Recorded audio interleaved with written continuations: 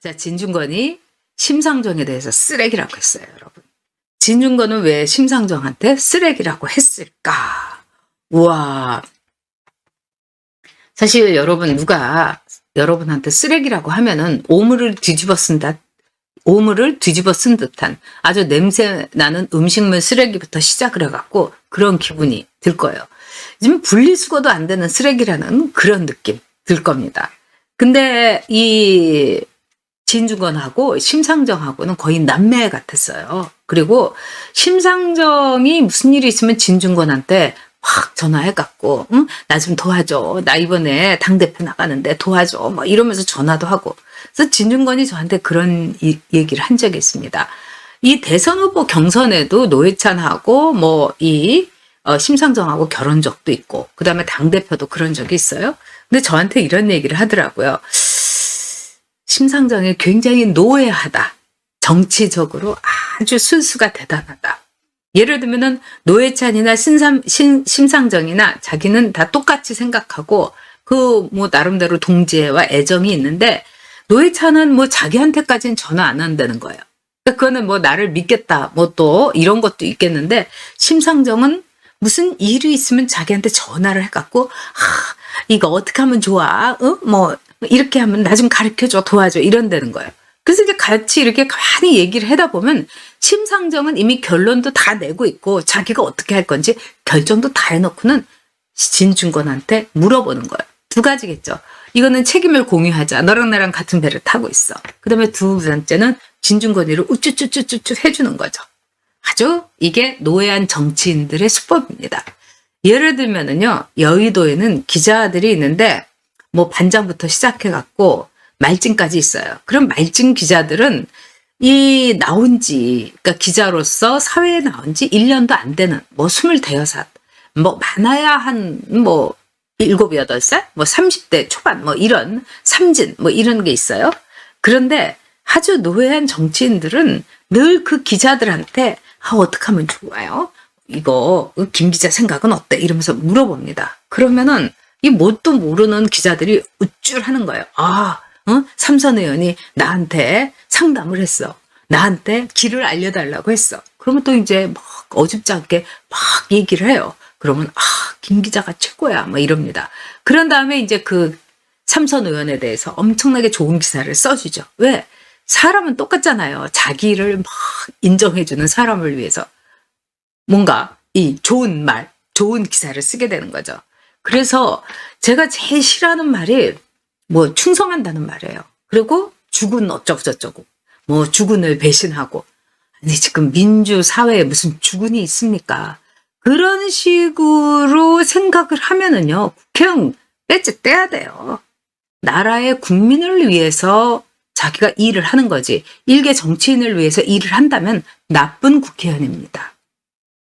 근데 국회의원뿐만 아니라 기자들도 그래요. 기자들도 여러분, 사실은 자기가 쓰는 기사에다가 책임을 지고 해야 되는데 그런 식으로 그 어떤 유력한 정치인을 주군으로 섬기게 되고 그리고 그 정치인의 개가 돼버리는 거예요. 그래서 기자들도요, 친박 기자 있고요, 친이 기자 있고, 친문 기자 있고, 반문 기자 있고 다 그래요.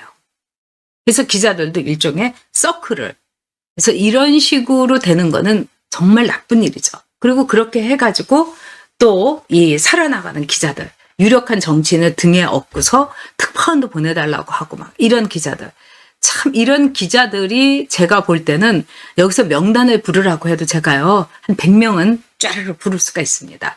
바로 이런 그 시스템, 이거를 심상정은 아주 잘 이용하는 노회하고 아주 술수에 뛰어난 정치인이다, 이렇게 볼 수가 있는 거죠. 그러니까 이번에 심상정이 공수처법을 찬성을 했습니다. 그래서 우리 정의당은 당론으로 공수처법을 찬성하자 이렇게 얘기를 했어요. 그런데 그렇게만 얘기를 했으면 좋은데 그러면 짝퉁 좌파 정당이다 이렇게까지 얘기를 할 텐데, 이 심상정이 뭐라고 했느냐, 노회찬의 정신을 마무리하고 이어받기 위해서 우리는 공수처법을 찬성한다 이렇게 한 거예요. 그러니까 이 말에 제가 보니까 진중권 선수가 열받은 겁니다. 노회찬 정신? 노회찬이 왜 죽었는데? 노회찬이 어떻게 해서 죽었는데? 진중권은 정의당 당원이고요. 굉장히 진중권이 이렇게 이 돈 안 쓰고 막 이런데 진짜 정의당에는 아낌없이 당비도 내고 그런 걸로 알고 있어요. 정말 자기 자신을 위해서는 한 푼도 안 쓰는 사람이 정의당에는 꽤 많은 당비를 냈던 게 진중권이에요.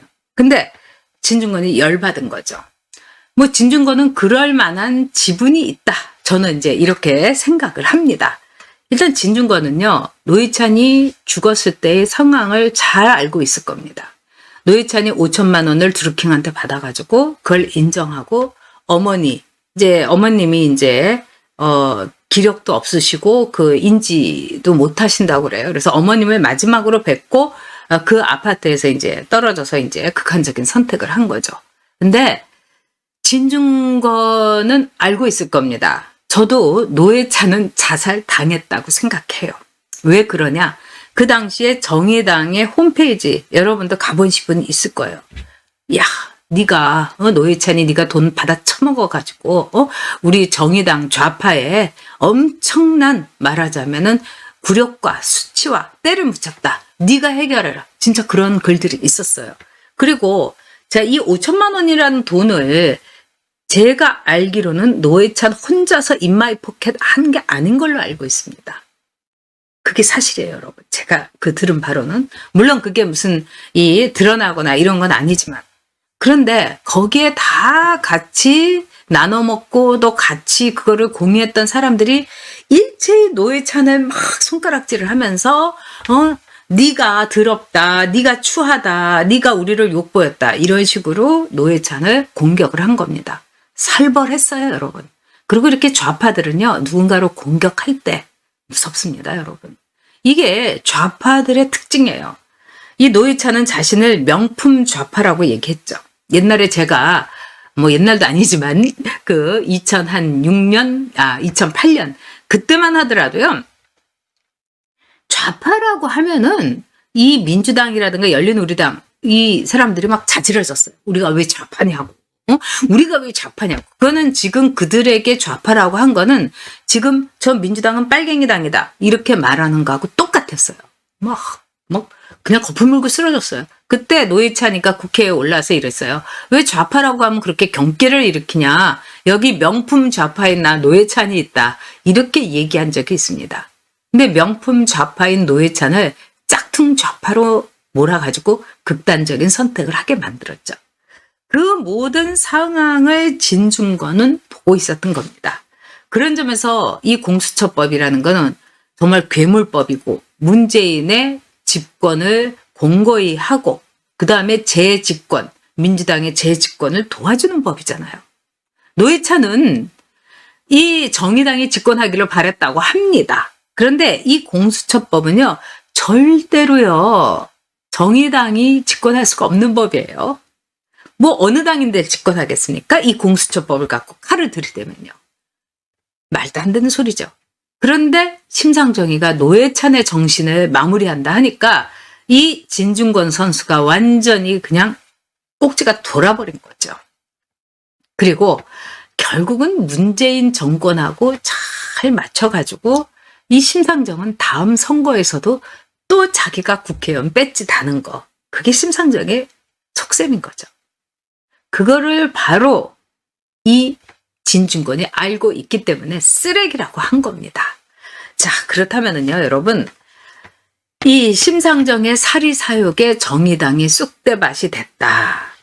자, 이 비슷한 말을 했죠. 이 진중권이 네가 양심을 저버리는 거는 좋은데 진보를 팔아먹은 쓰레기 같은 네가 노회찬까지는 팔아먹지 말라. 이렇게 얘기했어요. 자, 그러면서 뭐라고 했느냐. 심상정의 사리사욕을 얘기했습니다. 여러분들께서는 심상정이 사리사욕? 심상정이 뭐 특별히 뭐 돈 먹은 거 뭐 이렇게 드러난 것도 없는 것도 같고 뭐 심상정 집이 그렇게 부자라면서 뭐 이렇게 여러분 생각하실 수 있을 거예요. 근데 뭐 돈보다 더한 권력을 심상정이 아주 독점을 한 거죠. 심상정이. 자, 그러면 여러분께서 아니 심상정이 어떻게 독점을 했나 이런 생각이 들으셨을 진보 정당이 마침내 2004년에 우리나라 의회에 정식으로 진입을 했어요. 그리고 나서 심상정, 노회찬 어쨌든 재선되고 그랬습니다. 어떻게 해서 그렇게 될 수 있었을까요? 그거는요. 저 말하자면은 민주당하고 같이 일종의 선거 연대를 했기 때문입니다. 민주당 하는 지역구에다가 다 사람을 지역구 후보를 정의당에서도 내요. 그러면은 표를 갈라먹는 거 아닙니까? 그러니까 민주당에서 뭐라고 했느냐? 꿀 한 차 달라. 응? 그러면은 뭘 대가로 했느냐? 심상정이 지역과 노회찬이 지역에서 말하자면은 자기네 후보를 안 내거나 내나 안 내나 정말 똑같은 어디서 보리 쭉정이 같은 후보를 그냥 내거나 그런 거예요. 그래서 심상정과 노회찬은요. 매우 편안하게 당선이 된 거예요. 그 표를 다 독식을 한 거죠. 그래서 이 정의당의 일부 당원들이 아니라 굉장히 많은 당원들이 심상정과 노회찬을 비판했습니다.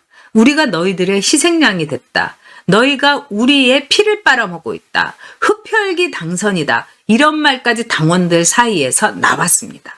그러니까 좋은 그 밭 내지는 좋은 후보들을 기르지를 않은 거예요. 그렇게 하고서 뭐 유호정이 같은데 하나 이렇게 이 모양새로 내놓고 진짜로 중요한 것은 선거에서 당선돼야 되는 겁니다. 그 피비린내 나는 이 지역구 선거에서 당선돼야 되는데 다른 사람들을 다 희생양으로 써먹은 거예요. 아유 영순이는요 내가 이렇게 붙잡아서 그러면 거기에 영선이 하고 같이 붙여갖고 영선이가 편안하게 되게 해줄게요. 뭐 이런 식으로 된 거예요. 제인이 나오는 지역구에 우리 정의당 후보 사퇴합니다. 선거 연대, 민주 연대를 위해서 사퇴합니다. 이러면서 맨날 방송했잖아요. 그래 놓고서 노회찬과 심상정의 지역구에서는 오히려 민주당 후보가 사퇴합니다. 이렇게 한 거죠. 그래서 꾸역꾸역 당선된 겁니다. 그래서 많은 젊은 후보들이 분한 눈물을 삼키면서 심상정이 얼마나 탐욕스러운가. 심상정이 얼마나 권모술수에 능하고 우리를 밟고서 심상정이 배지를 달았다. 이런 말을요 공공연하게 했습니다. 그래서 심상정이 당대표가 돼가지고 정의당 지지율이 완전히 꼬라박았죠. 왜? 정의당이 심상정이 그때 4.15 총선에서 과욕을 부린 거죠. 그래가지고 이 민주당하고 해서 이번에는 좀 우리가 더 그 이상 망측한 선거법 이거 다 받아주고 패스트트랙 다 손들어주고 이렇게 했는데 결과가 뭐겠습니까 여러분. 그래서 심상정은요 당원들에게 거의 파문당한 거나 마찬가지였습니다. 그런데 그 심상정이 대타 같은 당대표 앞세워놓고 공수처법에 노회찬의 정신을 잇는다 하니까 정말 진중권이 해도 너무한다. 저렇게 뻔뻔스러울 수가 있냐 이러면서 쓰레기란 말을 했죠. 그러니까 앞으로 이제 심상정은 여러분이 쓰레기라고 부르시면 됩니다.